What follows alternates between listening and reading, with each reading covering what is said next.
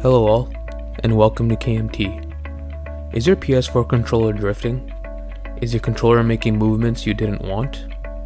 Is it impacting your performance while playing online?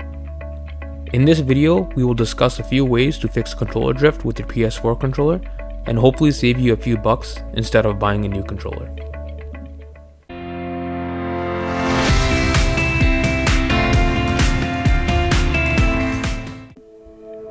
Method number 1. Reset the controller. Firstly, ensure your PS4 is turned off, not in rest mode. Now try performing a hard reset of the controller by holding down the reset button on the back of the controller for about 5 seconds. Now try connect your controller back to your PS4 and see if that helps. Method number 2. Clean the controller. Over time, debris gets stuck in the gaps around the analog sticks on the PS4 controller. Firstly, ensure your controller is powered off. Now if you have some canned air laying around, it could be useful. If not, you can just use your breath. You want to target the gaps around the analog sticks by rotating the analog sticks to get at every angle. Also press down on analog sticks to get any more dust or debris.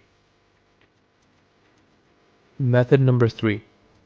Controller recalibration.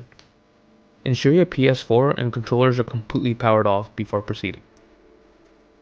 Step number 1. Press and hold down both analog sticks, or L3 or R3, for 30 seconds.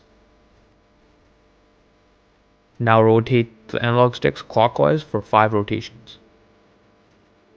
And now rotate the analog sticks counterclockwise for 5 rotations.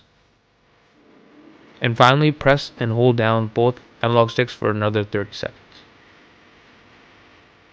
Thank you for watching KMT.